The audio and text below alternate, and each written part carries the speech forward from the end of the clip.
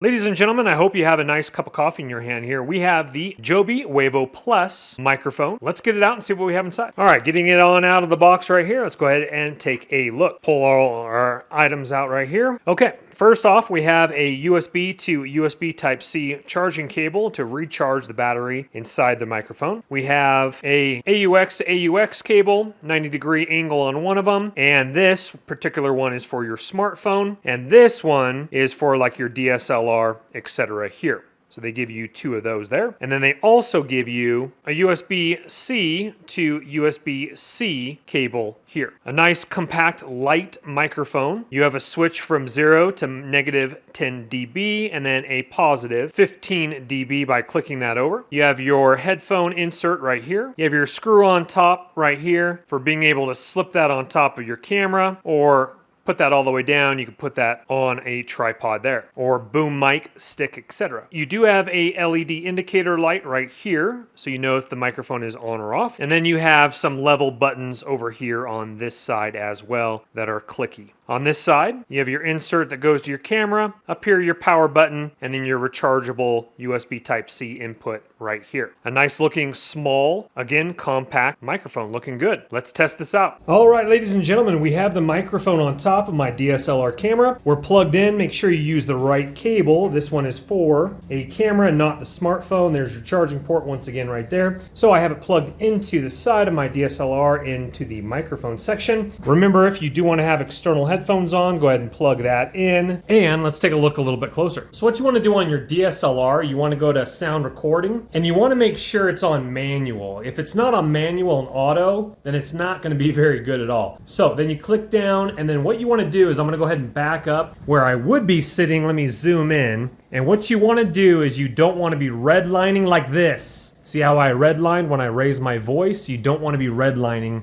like that. I'm going to go ahead and try two different options. I'm going to take it a little bit lower and a little bit higher as well, and kind of move in and see how it sounds. Once that's all set, we're gonna hit record.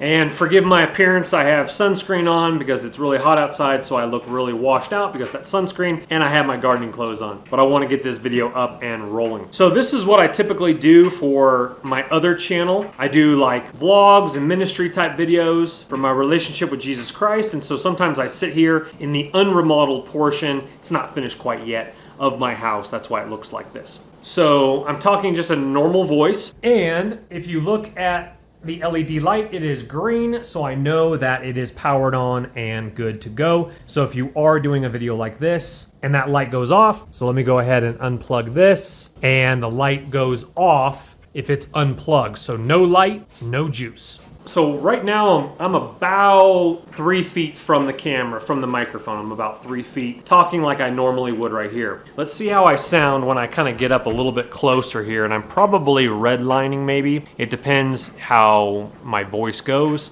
but again, you want to dial in your levels.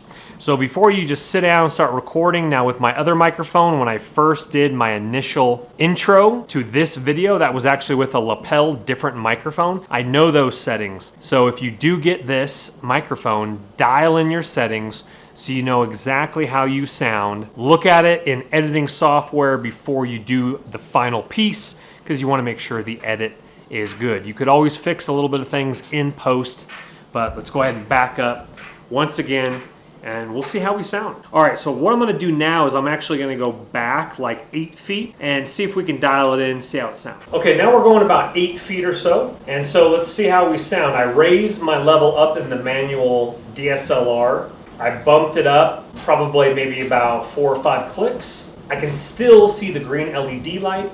If you are doing like a really wide angle shot, let's say you're doing a video like I am, DIY house projects, then you literally set this in the corner, shotgun microphone picks up your audio wherever you are, and you're good to go. So let's see how this sounds in post. Now, let's try one more thing. It's about 9-mile-an-hour winds. I have a weather station right over here behind me, so I kind of want to see how it sounds outside as well with about 9-10-mile-an-hour winds. Let's take the camera outside, dial in our settings, and see how that sounds. All right, so we're about 4 feet, maybe 5 feet away or so.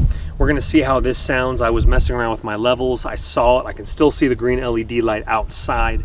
I'm talking maybe a little bit louder or about the same, but it might be a little echoey because it's coming off of this here. Forgive the unremodeled deck, but we're gonna see how this sounds, and then we're gonna take it back about 8 feet and see how that sounds as well. For some reason, if it doesn't sound as fantastic, especially if you're kind of shooting on the go, then again, you can always lower it down in post if it's too loud, or raise it up in post if it's a little too quiet. Let's back it up. All right, we're actually a little further. We're about maybe 9 to 10 feet or so, ballpark, something like that. I actually lowered it just a little bit here.